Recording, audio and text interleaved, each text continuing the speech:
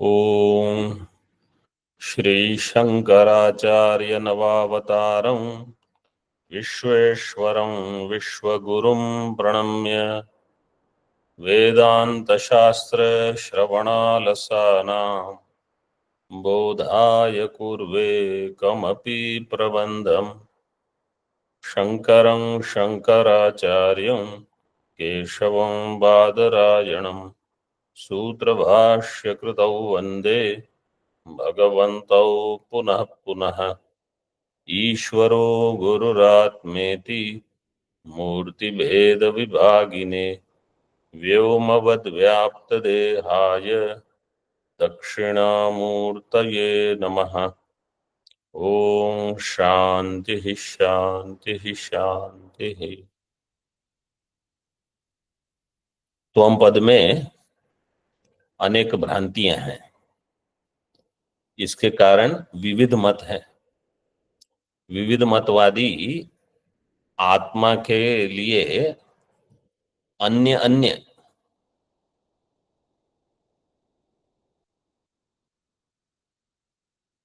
अवयवों का अथवा उनके संघात का निर्देशन करते हैं, जैसे देह आत्मा, इंद्रिय आत्मा, इंद्रियों का संघात आत्मा इत्यादि।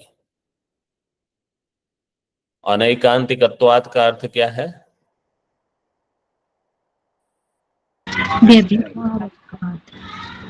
अनैकांतिकत्व का अर्थ है व्यभिचारित्व। पंच महाभूत इंद्रियां, उनका समूह, प्राण मन, इन सब का व्यभिचार हो जाता है और सुषुप्ति में जो एकमात्र सिद्ध रहता है वही मैं हूं। तद एको वशिष्ठः शिव केवलो हम। केवल का अर्थ क्या किया है यहाँ? निर्धर्म कहा। निर्धर्म कहा। निर्धर्म का अर्थ है कि वहां कोई धर्म और धर्मी इस प्रकार से दो वस्तुएं उपलब्ध नहीं है। शिव का अर्थ क्या है? परमानंद बोध। शिव का अर्थ है परमानंद बोध रूप। मतलब जो परम है, जो आनंद है और जो बोध रूप है, ज्ञान स्वरूप। ज्ञान स्वरूप वस्तु क्या होगी, ये बुद्धि में आना यही कठिन लगता है। मतलब केवल ज्ञान, ज्ञान वाला नहीं, केवल ज्ञान, ये है शिव। ज्ञान मात्र, और वो भी कैसा? क्षणिक नहीं, कुटस्थ, सद्वितीय नहीं, अद्वितीय, और सभी प्रमाण से अबाध्य। सर्व प्रमाण अबाध्य है, अद्वितीय है, परमानंद बोध है, और अहम प्रत्यय का अवलंबन, मतलब अहम प्रत्यय का आश्रय, ये मैं हूं। ये उपनिषद दर्शन बताया। अगले पृष्ठ पर देखिए, 13 पृष्ठ पर मूल में प्रथम पंक्ति, एतद उपपादनाय इतरवादी मतानि निराकरिष्यन् प्रथमम देहात्मवादम निराकरोति। एतद उपपादनाय, एतद का अर्थ है उपनिषद का जो मत है कि मैं एक अद्वितीय निर्धर्मकः परमानंद बोध रूप अहम प्रत्यय का आलंबन हूं, मंगल रूप, ये इसका उपादन करने के लिए एतद उपादनाय इतरवादी मतानि निराकरिष्यन्, इतरवादी मत जो है इन सब का निराकरण करते हुए, निराकरिष्यन् इसमें सबसे पहले प्रथमम देहात्मवाद का निराकरण करते हैं, निराकरोति। न भूमिर, भू दीर्घ होगा, न भूमिर न तोयं न तेजो न वायुर न खम इति। टीका में देखिए, प्रथम पंक्ति, देहात्मवादस्य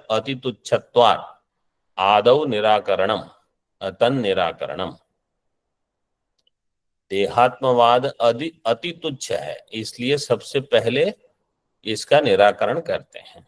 तो कोई पूछेगा कि अति तुच्छ जो है तो उसके लिए निराकरण करने की क्या आवश्यकता है? तो अति तुच्छ का अर्थ है कि इसमें ज्यादा बुद्धि नहीं लगती, लेकिन इसका अर्थ ये नहीं है कि ये प्रचलित नहीं है। बिना विचार किए हम बहुत सारी चीजें करते रहते हैं जीवन में, ये उनमें से एक है, अथवा ये उन सभी का कारण है। बिना विचार किए हमने मान लिया है कि मैं देह हूं, देह आत्मवाद है। तो है तो बिल्कुल तुच्छ है। तुच्छ इसलिए क्योंकि इसमें विचार नहीं है, इसमें शास्त्र की अनुमति नहीं है, लेकिन ये बुद्धि में आरूढ़ है, इसलिए इसका निराकरण करना पड़ेगा। ननु यथा शुक्तौ रजतम इति प्रत्येति भ्रांतस तथा चार्वाको नात्मनि देह इति प्रत्येति आत्मनः प्रतीति अभाव प्रसंगात। अब कोई प्रश्न करता है कि शुक्तौ रजतम, शुक्ति में अगर आप रजत देखते हो, कोई भ्रांत व्यक्ति देखता है शुक्ति में रजत, तो वास्तव में इयम शुक्ति ही, ये ज्ञान उसको नहीं होता। जब शुक्ति में रजत का ज्ञान होता है तो केवल रजत दिखती है। हम कहेंगे शुक्ति का इदम अंश है, उसका भान होता है, सामान्यतः शुक्ति का भान है, विशेषतः शुक्ति का भान नहीं है। तो वही बता रहे हैं कि यथा शुक्तौ रजतम इति प्रत्येति, शुक्ति में भ्रांत जो पुरुष होगा वो रजत का भान करता है। ऐसे चार्वाक जो है, चार्वाक, चार्वाको न आत्मनि देह इति प्रत्येति, आत्मा में देह को नहीं जानता, क्योंकि आत्मनि देह शुक्तौ रजतम, ऐसे उसको भान नहीं हो रहा है। ऐसा होने से क्या होगा? आत्मनः प्रतीति अभाव प्रसंगात, जैसे शुक्ति में रजत का भान होने के समय, उस काल में शुक्ति का भान नहीं होता। तो अगर आत्मा में देह ऐसी अगर उसको प्रतीति हो रही है, मतलब आत्मा में देह अध्यस्त है, जैसे शुक्ति में रजत, लेकिन अधिष्ठान का भान नहीं हो रहा है, तो ऐसा होने पर क्या होगा? आत्मनः प्रतीति अभाव प्रसंग, आत्मा की प्रतीति ही नहीं होगी। जैसे शुक्तिका की प्रतीति नहीं होती, केवल रजत की प्रतीति होती है। तो ये इतना उचित नहीं होगा। आत्मनः प्रतीति अभाव प्रसंगात नापि देहे आत्मा इति प्रत्येति, और देह में आत्मा, पहले विकल्प में क्या कहा? आत्मा में देह, द्वितीय विकल्प में कह रहे हैं देह में आत्मा, ऐसा भी भान नहीं होता भ्रांत को अथवा चार्वाक को। क्यों? देहस्य प्रतीति अभाव प्रसंगात, अगर देह अधिष्ठान है और आत्मा अध्यस्त है तो देह का भान नहीं होना चाहिए, और अगर आत्मा अधिष्ठान है, देह अध्यस्त है, तो आत्मा का भान नहीं होना चाहिए। लेकिन आत्मा का भी भान होता है, देह का भी भान होता है। तो कैसे होता है देखो। किंतु ये समझ में आया कि नहीं? सभी लोगों को समझ जी में आया? सर। जी।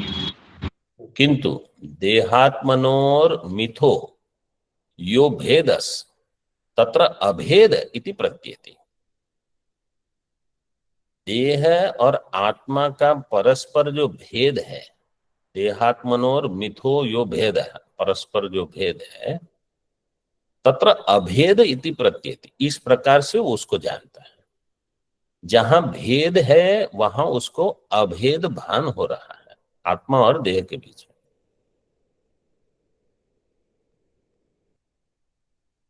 मतलब आत्मा और देह का समानाधिकरण्य, आत्मा ही देह है।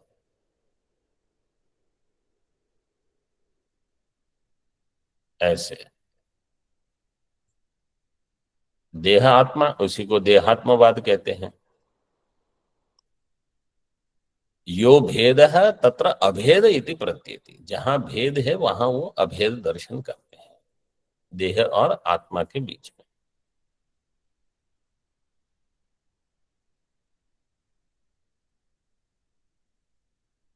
चार्वाक का अर्थ क्या है? चार्वाक का अर्थ है चारु वाको यस्य सह चार्वाक। चारु वाको यस्य सह चार्वाक। चारु का अर्थ है जो सबको पसंद हो, प्रिय वाला जो हो, प्रिय हो। चारु का अर्थ है प्रिय।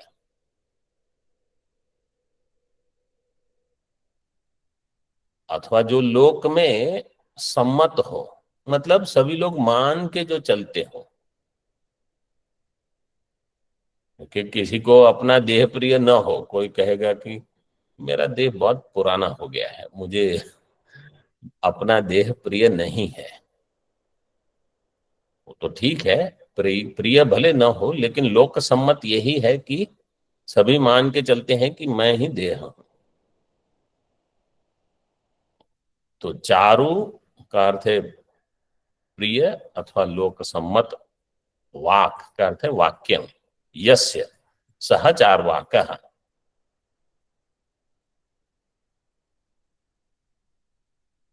किसी को प्रश्न है? प्रणाम स्वामी जी। ये जो आपने पूछा कि देह आत्मा है ये समझना और आत्मा देह है ये समझना, वाक्यों के तौर पे तो ये समझ में आया कि क्या फर्क है, पर विचार की दृष्टि से थोड़ा सा और स्पष्ट कर सकते हैं कि कैसे हम इस तरह कंफ्यूज होते हैं? ठीक है, यहां वैसे थोड़ा और आगे विस्तार आएगा, लेकिन इसका मुख्य अर्थ क्या है? देह का जो धर्म है उसको मैं मेरा धर्म मान के चलता हूं। तो देह अगर पुरुष का है तो मैं कहूंगा अहम पुरुषः। देह अगर स्त्री का है तो मैं कहूंगा अहम स्त्री। देह अगर समझो बैठा हुआ है तो मैं कहूंगा मैं बैठा हूं। देह चल रहा है तो मैं कहूंगा मैं चल रहा हूं। अहम गतिमान। वास्तव में देह का वो धर्म है, देह चल रहा है। तो जहां जहां जो जो देह के लिए है विशेषण, देह के बदले आप अहम रख दो, ये हो रहा है। देह युवा है तो हम क्या कहेंगे? अहम युवा। देह वृद्ध हो गया तो हम कहेंगे अहम वृद्धः। देह निरोगी है तो हम कहेंगे अहम निरोगी। तो जो जो देह के लिए लगता है वो सब हम अहम में डाल देते हैं। देहो उष्ण, देह उष्ण। देह अगर थोड़ा गर्म है तो हम कहेंगे अहम उष्ण। देह ठंडा हो गया तो अहम शीतः। तो ये सब जो है वास्तव में देह के विशेषण आत्मा से अभेद करके हम वाक्य प्रयोग करते हैं। वाक्य प्रयोग ही नहीं, ऐसी समझ है हमारी, हम यही समझ के चलते हैं। अब स्पष्ट हुआ? जी स्वामी जी, पर एक दूसरा पक्ष जो था ना कि हम आत्मा को देह समझते हैं, वो अभी भी नहीं समझ में आया। देह को आत्मा के आपने मतलब देह और आत्मा, देखो आत्मा को देह का अर्थ क्या है कि आत्मा नाम की एक भिन्न वस्तु है, देह से भिन्न, ऐसी बुद्धि ही नहीं बन रही। चार्वाक का अर्थ क्या है कि एक कोई भिन्न आत्मा है देह से भिन्न, ये बुद्धि में ही नहीं आ रहा। जैसे अगर कोई कहे कि आपको यहाँ कितने महाभूत दिख रहे हैं, तो हम 4 महाभूत गिना देंगे, लेकिन आकाश भी है, ये बुद्धि में प्रकट नहीं होता। चार्वाक का अर्थ ये। तो आत्मा देह होना मतलब देह से भिन्न कोई आत्मा है, ऐसा उनको बुद्धि में नहीं लगता। जी धन्यवाद। तथा च यथा रजत भ्रम निवृत्त्यर्थम नेदम रजतम इत्युच्यते तथा अत्र नानयोरभेद इति वक्तव्यम। अब ये पूर्व पक्ष चल रहा है, ननु से शुरू हुआ है। तो पूर्व पक्ष कह रहा है कि चार्वाक जो है वो देह और आत्मा का अभेद देखता है, ठीक है। तो जैसे रजत की भ्रम निवृत्ति के लिए, यथा रजत भ्रम निवृत्त्यर्थम नेदम रजतम, ये बताया जाता है कि ये रजत नहीं है, शुक्तिरियम, ऐसे ये शुक्ति है, इति उच्यते तथा अत्र। तो यहां भी क्या कहना चाहिए, न अनयोर अभेद इति, देह और आत्मा में अभेद नहीं है, मतलब देह और आत्मा भिन्न है, ये बोलना चाहिए आचार्य को। आचार्य को मतलब भगवान भाष्यकार को। इति वक्तव्यम, इति कथम आचार्य ही न भूमिर न तोयम न तेजो न वायुर। तो आचार्य ने ये कहाँ शुरू किया, न भूमिर न तोयम। आचार्य को केवल ये कहना चाहिए था कि आत्मा और देह में भेद नहीं है, अभेद नहीं है, भेद है, ना अनयोर अभेद है, ये बताना चाहिए था। इत्यादि उच्यते, ऐसे क्यों कहा न भूमि इत्यादि। अतः मूल में देखिए, अत्र अहम इति सर्वत्र प्रत्येकम नया संबध्यते, न भूमिर न तोयम न तेजो न वायुर न खम, ऐसे वाक्य है श्लोक में। तो यहां कैसे सबके साथ जोड़ना है, अत्र अहम इति सर्वत्र, अहम को सबके साथ जोड़ना है। प्रत्येकम नया संबध्यते, न के साथ अहम जोड़ना है। न अहम भूमिर, न अहम तोयम, न अहम तेजो, न अहम वायुर, न अहम खम, न के साथ अहम जोड़ दो। आगे, या भूमि ही सो हम न भवामी, यो हम सा भूमिर न भवती, दोनों प्रकार से निषेध कर रहे हैं। जो भूमि है वो मैं नहीं हूं, जो मैं हूं वो भूमि नहीं है।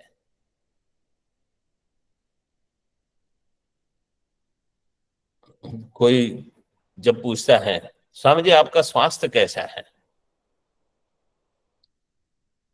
स्वास्थ्य अभी ठीक है। जिसका स्वास्थ्य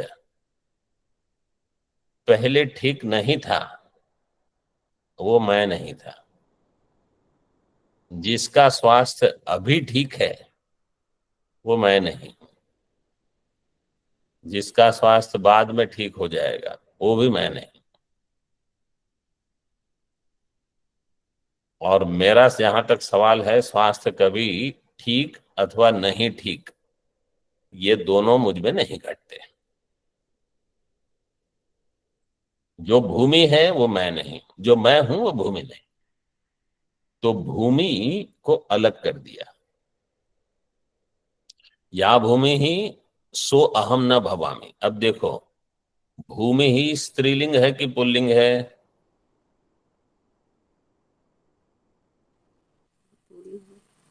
पुल्लिंग है। कैसे पता चला पुल्लिंग है, सह अयम ये तो स्त्रीलिंग है। या क्योंकि या भूमि ही स्त्रीलिंग है स्त्रीलिंग। और अहम जो है वो पुल्लिंग है, सो अहम। तो कोई कहेगा कि या भूमि ही सो अहम, ये जो स्त्रीलिंग शब्द है वही पुल्लिंग है, ये ऐसे कैसे वाक्य प्रयोग हुआ है? और वो भी मधुसूदन सरस्वती जी आचार्य ने लिखा है। तो ये उद्देश्य जो है इसमें, या भूमि ही सो अहम न, तो भूमि है उद्देश्य और अहम है विधेय। तो जहां ऐसा प्रयोग होता है कि उद्देश्य और विधेय में या तो लिंग भेद है अथवा वचन भेद है, तो जो विधेय का लिंग होता है, वचन होता है, वही लगता है। ये नियम है। मतलब अन्यथा भी कोई प्रयोग कर ले तो कोई इतनी बड़ी आपत्ति नहीं है, लेकिन ये साधारणतः ऐसा नियम है।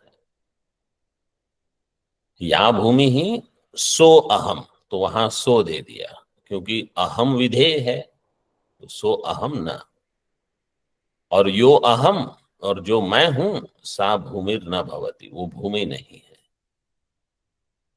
इति च परस्पर तादात्म्य अभावो द्रष्टव्य। इस प्रकार परस्पर में तादात्म्य का अभाव, परस्पर एक दूसरे से नहीं जुड़े हैं।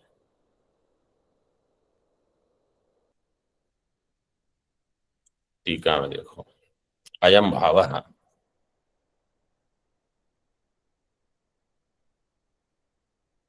न भूमिरिति एकम वाक्यम एवं न तोयम इत्यादि अपि भिन्नानि वाक्यानि। मतलब वाक्य कैसे हो गए? न भूमिरहम, न तोयम अहम, न तेजो अहम, ऐसे ऐसे अलग अलग वाक्य हो जाएंगे। भिन्नानि वाक्यानि। अहमित्यस्य, अहमित्य, तकार के बाद आधा यकार, तकार आधा, उसके बाद पूर्ण यकार। अहमित्यस्य च सर्वेषु वाक्येषु संबंधः, सभी वाक्यों के साथ अहम इसका संबंध हो जाएगा। तो या भूमि ही स नाहम इत्यर्थः। भूमिम उद्दिश्य अहम अर्थ अभेदो निषिध्यते।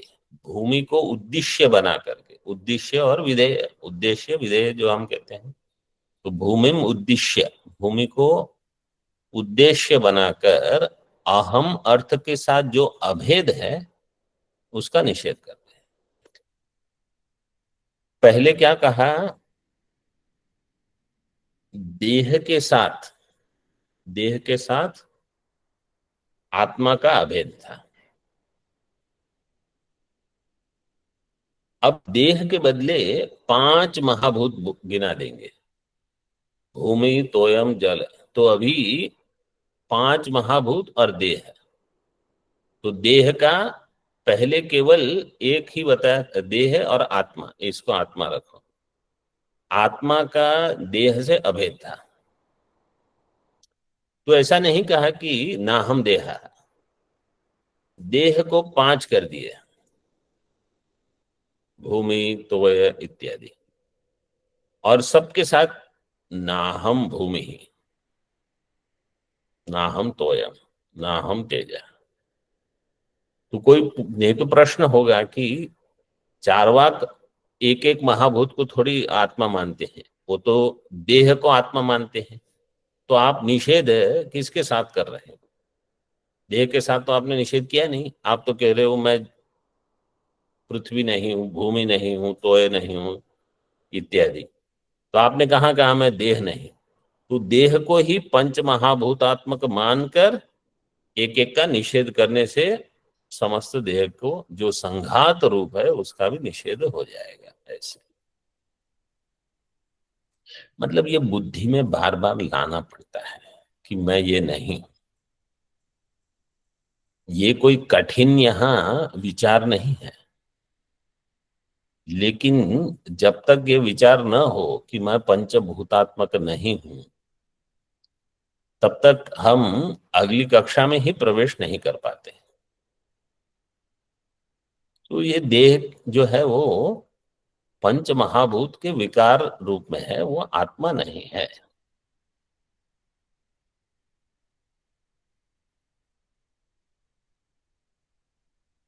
अस्यैव वाक्यस्य आवृत्त्या उद्देश्य विधेय भाव वैपरीत्येन च योहम सान भूमि रीति द्वितीयो अर्थः। इसी वाक्य का, अस्यैव वाक्यस्य आवृत्ति करने से, आवृत्त्या उद्देश्य विधेय भाव वैपरीत्येन, उद्देश्य और विधेय को विपरीत करके, मतलब जो उद्देश्य था उसको विधेय कर दिया। उद्देश्य प्रथम वाक्य में क्या था? देह, भूमि, भूमि। भूमि,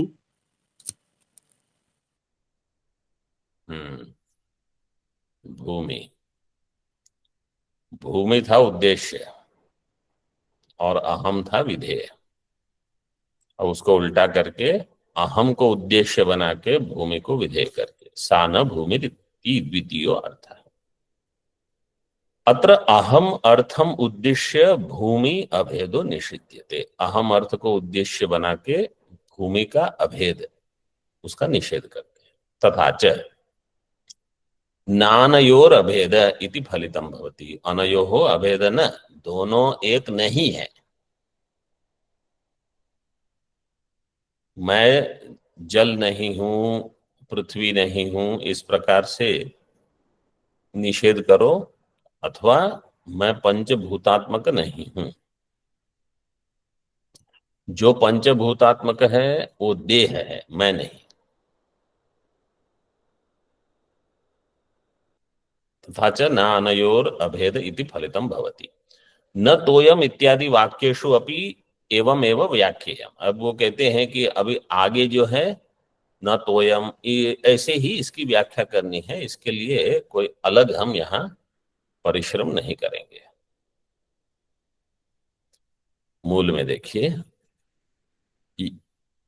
यद्यपि वादिना प्रत्येकम भूम्यादेर आत्मत्वम नाभ्युपेयते संघातस्य एव तदभ्युपगमात्, तथापि यद्यपि वादी के द्वारा, चार्वाक के द्वारा भूमि आत्मा है, तोय आत्मा है, ऐसा तो कोई नहीं मानता।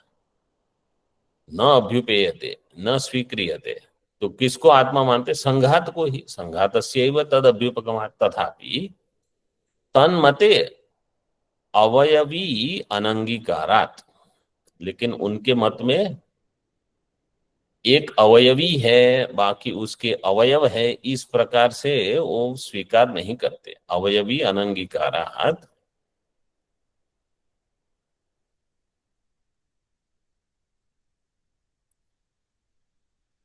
पंचम तत्व अभ्युपगम प्रसंगेन च संयोगादि संबंध अनभ्युपगमात् संहन्तु अभावाच्च संघातो नोपपद्यत इति अभिप्रेत्य प्रत्येक भूत निराकरणेन भौतिक देहात्मवादो निराकृतः। पंचम तत्व अभ्युपगम प्रसंगेन, पंचम तत्व है आकाश। देखो, ये अवयवी अनंगीकारात का अर्थ क्या है?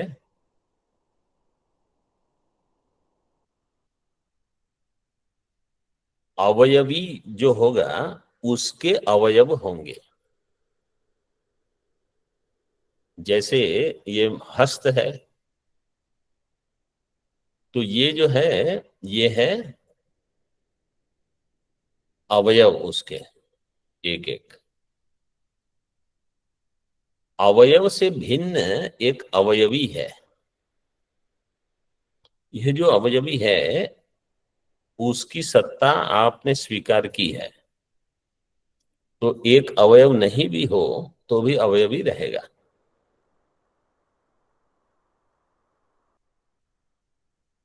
तो यहां क्या कहते हैं कि ये पंच महाभूत जो है, ये पांच महाभूत इकट्ठे जो हुए हैं, वो संघात कोई एक अन्य है कि नहीं।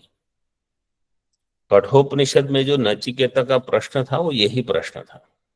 क्या प्रश्न था? अन्यत्र धर्मादन्यत्र नहीं, ये अरे प्रश्न तो आपको तुरंत समझ में आ जाए कौन सा प्रश्न है। अस्तित्व के नाते हाँ, अस्तित्व के नायम अस्तित्व चेत्। ये जो अस्ति नास्ति प्रश्न है कि इस भिन्न भिन्न वस्तुओं को छोड़ के कोई धर्मी ऐसा है, अवयवी ऐसा है जिसके ये अंश है। देह वो तो दिखता है, इंद्रियां कम से कम गोलक दिख रहे हैं और वहां कुछ प्रक्रिया हो रही है, वो तो भान सभी को हो रहा है। इनसे विलक्षण कुछ अस्ति नास्ति, ये प्रश्न है। यहां अन्यत्र धर्म अन्यत्र अधर्म का नहीं है विचार। यहां जो विचार है इस श्लोक के संदर्भ में वो ये है। नचिकेता का प्रश्न था, येयम प्रेते विचिकित्सा मनुष्य। मनुष्य मतलब मनुष्य विषय में, विषय सप्तमी, मनुष्य या इयम प्रेते, प्रेते मनुष्य जो मृत पुरुष है, इसके विषय में ये विचिकित्सा है कि कोई अस्ति कि न अस्ति, कोई ऐसा है जो संघात से भिन्न है, जो अवयव से भिन्न अवयवी है, जिसकी गति मानते हैं हम। तो कोई कहते हैं अस्ति, कोई कहते हैं नास्ति। तो ये जितने चारवाक हैं ये सारे के सारे नास्ति वाले हैं। इसलिए कहा तन्मते अवयवी अनंगीकार। जिनके मत में, ये चारवाक मत में अवयवी का एक कोई अस्ति करके स्वीकार ही नहीं करते। वो कहते हैं केवल यही अवयव है, अनंगीकारात्। पंचम तत्व अभ्युपगम प्रसंगेन, और उनका क्या है कि वो आकाश को नहीं मानते। तो पंचम तत्व जो है उसका भी उनको स्वीकार करना पड़ेगा। तो इसलिए वो क्या कहते हैं, एक एक को भिन्न नहीं मानेंगे। वो केवल कहेंगे एक देह है। देह में क्या है, बोले हम केवल चार तत्वों को मानते हैं आकाश को छोड़कर। अभ्युपगम प्रसंगेन च संयोगादि संबंध अनभ्युपगमात् संबंतु अभावाच्च संघातो न उपपद्यते। वो ऐसा मानते हैं कि यहां संयोगादि संबंध को लेकर नहीं, वैसे आएगा तब आगे देखेंगे ये विचार। इस पंक्ति को यहां तक रखते हैं। पंचम तत्व अभ्युपगम प्रसंगेन च, यहां तक देखो टीका में।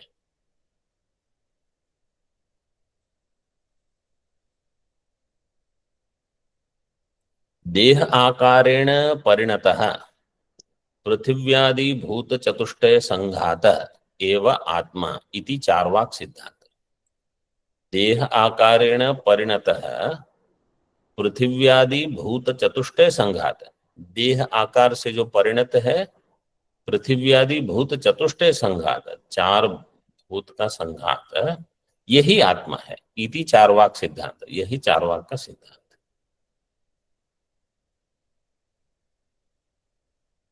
अवयवी अनंगीकारात् इति। पृथिव्यादि तत्व, एक आधा त छूट गया। पृथिव्यादि तत्व चतुष्टय संघातो देहः स एव च आत्मा इति यच्चार्वाक मतम, चार्वाक मतम तत्र स संघातस तत्र संघात होना चाहिए।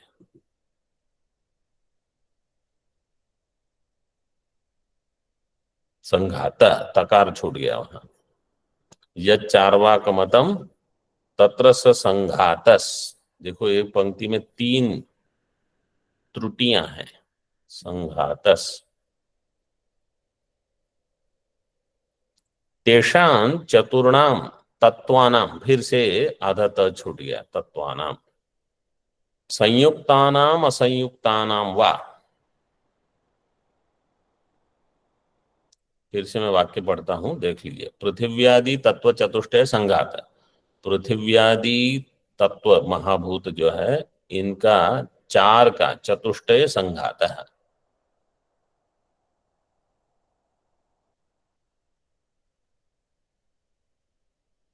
देह स एव च आत्मा, यही आत्मा है। इति यत् चार्वाक मतम, ये जो चार्वाक का मत है, तत्र स संघातः तेषां चतुर्णाम तत्वानाम, ये जो संघात है वो चतुर्णाम तत्वानाम संयुक्तानाम असंयुक्तानाम वा, चार तत्व संयुक्त होकर संघात बना है कि असंयुक्त होकर संघात बना है। संयुक्त मतलब एक दूसरे से संयोग संबंध से जुड़े हुए हैं कि नहीं जुड़े हुए हैं, ऐसे।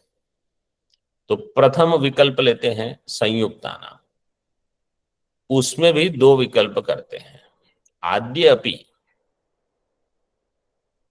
यथा तंतून अविनाश्यैव तेषां संयोग विशेषेण तदतिरिक्तं पटाख्यं द्रव्यम उत्पद्यते तथा अयम देहो, अथवा यथा दुग्धावयवानां संयोग विशेषेण दुग्धस्वरूपं विनाश्य दध्याख्यं द्रव्यम उत्पद्यते तथा अयम देहः।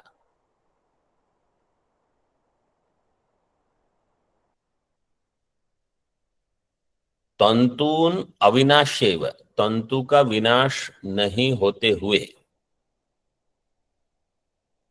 तेषां संयोग विशेषेण तद अतिरिक्तम पटाख्यम द्रव्यम उत्पद्यते, उनके संयोग विशेष से एक अतिरिक्त द्रव्य जिसका नाम है पट, पटाख्यम द्रव्यम उत्पद्यते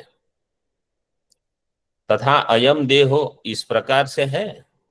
ये एक बता रहे हैं। संयुक्त में एक विकल्प ये है। ये हो गया आरंभवाद। तंतु जो है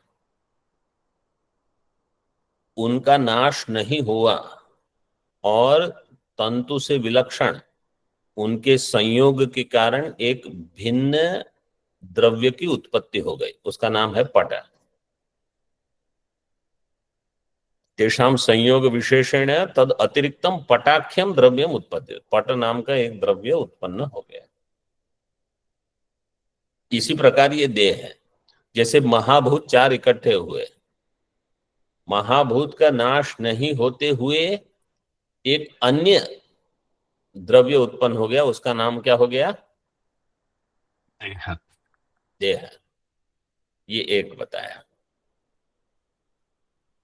अथवा यथा दुग्धावयवानां संयोग विशेषेण दुग्ध स्वरूपम विनाश्य, पहले में कहा था तंतुन अविनाश्यैव, तंतु का नाश नहीं हुआ, तंतु भी रहे पट भी रहा।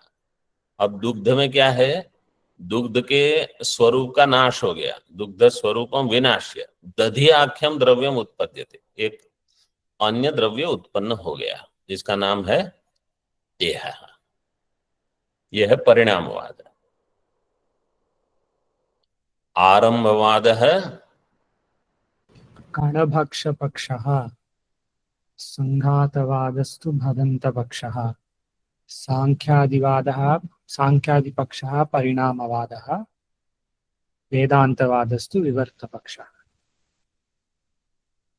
सांख्यादि पक्षः परिणामवादः, परिणामवादो वेदांत पक्षस्तु विवर्तवाद।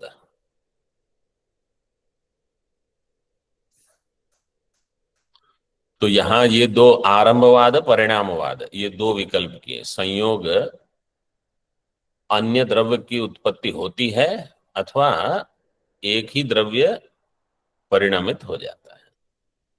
न आद्य है, प्रथम विकल्प नहीं लेते हैं।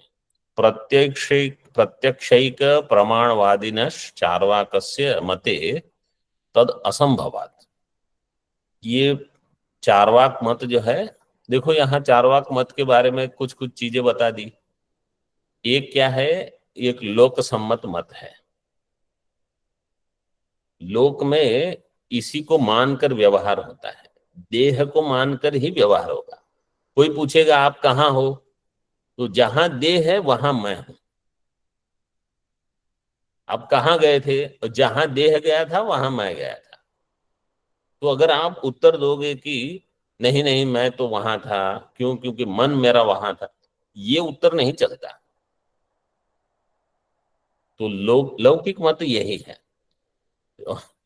जैसे टिकट लेनी है तो कितने टिकट, जितने दे उतने टिकट लेनी पड़ेगी। आप कहोगे कि नहीं हम, जैसे वाक्य प्रयोग करते हैं, हम दो देह हैं लेकिन एक ही आत्मा है, तो टिकट दो लेने पड़ेगी। देह भले कितने, आत्मा भले कितने हो, आत्मा तो एक ही आत्मा है, ब्रह्म। दो देह हो या 500 देह हो, उससे क्या फर्क पड़ता है। वो तो देह को मान के, भोजन पकाना है तो किसके लिए पकाओगे, आत्मा के लिए थोड़ा भोजन पकेगा, वो तो शरीर के लिए है। तो इतना, ये सब देह मत। दूसरा, आकाश को ये नहीं मानते हैं, आकाश महाभूत को ये स्वीकार नहीं करते। तीसरा, प्रत्यक्ष को ही प्रमाण मानते हैं, प्रत्यक्षैक प्रमाणवादिनः। चार्वाकस्य मते, इनके मत में क्या असंभव होगा,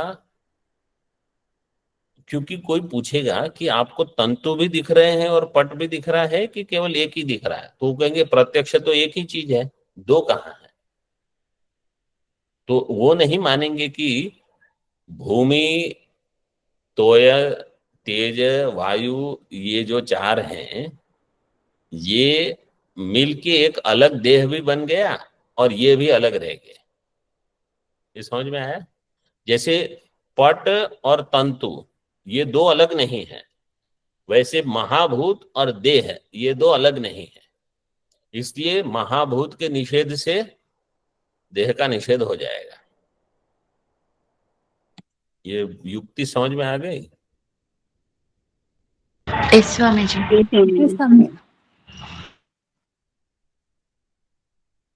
बढ़िया युक्ति लगाते हैं ये लोग।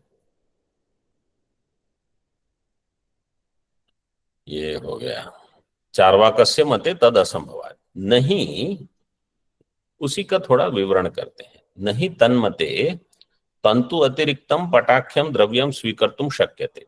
उनके मत में तंतु से अतिरिक्त पट नाम का कोई द्रव्य, उसका स्वीकार ये नहीं करेंगे, स्वीकर्तुम न शक्यते, कि तंतु से अतिरिक्त एक पट है। तंतु पट रूपस्य पृथक द्रव्य द्वयस्य अप्रत्यक्षत्वात्। तंतु रूप और पट रूप, इसमें कोई भेद नहीं है। तंतु का ही रूप पट का रूप है। वो क्या कहेंगे न्याय वाले, पट रूप का असमवायी कारण है तंतु रूप, ऐसे बोलते हैं वो। ये कहेंगे दो कहाँ है, वही तो है। और पृथक द्रव्य द्वयस्य अप्रत्यक्षत्व, दो भिन्न द्रव्य, ये प्रत्यक्ष कहाँ है। समझो दो भिन्न द्रव्य होते हैं, तंतु भी भिन्न होता और पट भी भिन्न होता, तो क्या होता था, देखो द्विगुण परिमाण से, द्विगुण परिमाण होना चाहिए। द्विगुण परिमाण का अर्थ क्या है, 100 ग्राम सोना और 100 ग्राम सोने से बन गया 100 ग्राम का आभूषण, तो कुल मिलाकर कितने ग्राम हो जाएगा। 100 ग्राम है। ये चारवाक लोगों की ये बुद्धि है। नहीं तो वो कहेंगे कि जैसे 1 किलो तंतु से 1 किलो का पट बना तो 2 किलो माल हो गया कुल मिला के, ऐसे कहाँ हुआ है, कुछ नहीं है। तो द्विगुण परिमाण है ही नहीं, तो इसका अर्थ है केवल एक ही है द्रव्य, दो द्रव्य क्यों बताते हो आप। इनकी ये बुद्धि है। वो ये न्याय वाले को कहेंगे तो न्याय वाले क्या उत्तर देंगे, तो ठीक है आप तंतु पहनो, फिर पट मत पहनो। तो वेदांती क्या कहेगा, वेदांति कहेगा हम वही तो पहन रहे हैं, तंतु ही तो पहने, आप क्यों कह रहे हो कि ये पट है। पट तो केवल वाचारंभण है, वेदांति ऐसे बोल देगा। क्या पहना है, बोले तंतु पहने हैं। तंतु का अर्थ ये मत समझो कि एक एक एक एक सुबह से शाम तक फिर वही काम करते रहोगे, ऐसा नहीं। तो द्विगुण परिमाण भी उपलब्ध नहीं है, इसलिए एक ही द्रव्य है। ये हो गया, मतलब जो पट तंतु वाला जो दृष्टांत था उसको लेकर संयुक्त का खंडन हो गया। अब दुग्ध और दही, दधी, दुग्ध दधी वाला दृष्टांत लेकर संयुक्त का खंडन कर रहे हैं। न द्वितीय पृथिव्यादीनां चतुर्णां संयोगेन जायमानो देहो न पृथ्वी इत्युच्येत। पृथ्वीत्वस्य अव्याप्य वृत्तित्व अभावात्, भा दीर्घ, पृथिव्यादीनां चतुर्णां संयोगेन, संयुक्त का ही मत चल रहा है, संयुक्त में द्वितीय विकल्प कर रहे हैं। ये समझ में आ रहा है कि नहीं? सत्वानाम संयुक्तानाम असंयुक्तानाम दो बताए, फिर संयुक्त में और दो विकल्प किए। आरंभवाद जिसके लिए तंतुपट का दृष्टांत, और परिणामवाद दुग्ध दधी का दृष्टांत। पृथ्वी आदि नाम चतुर्णाम संयोगेन, चार पृथ्वी आदि का संयोग होने पर जो देह उत्पन्न होगा, जायमानो देहो, उसको अब पृथ्वी नहीं कहा जाएगा, न पृथ्वी इति उच्यते। पृथ्वीत्वस्य अव्याप्य वृत्तित्व अभावात्, क्योंकि पृथ्वीत्व जो है वो अव्याप्य वृत्ति नहीं है, वो व्याप्य वृत्ति है। व्याप्य वृत्ति का एक अव्याप्य वृत्ति का दृष्टांत क्या है प्रसिद्ध? कपि संयोग। कपि संयोग जो है वो अव्याप्य वृत्ति है। यहां तक रखते हैं। ओम पूर्णमदः पूर्णमिदं पूर्णात् पूर्णमुदच्यते पूर्णस्य पूर्णमादाय पूर्णमेवावशिष्यते। ओम शांति शांति शांति। शंकरं शंकराचार्यं केशवं बादरायणं सूत्रभाष्यकृतौ वन्दे भगवन्तौ पुनः पुनः। ईश्वरो गुरुरात्मेति मूर्तिभेदविभागिने व्योमवद्व्याप्तदेहाय दक्षिणामूर्तये नमः। ओम शांति शांति शांति।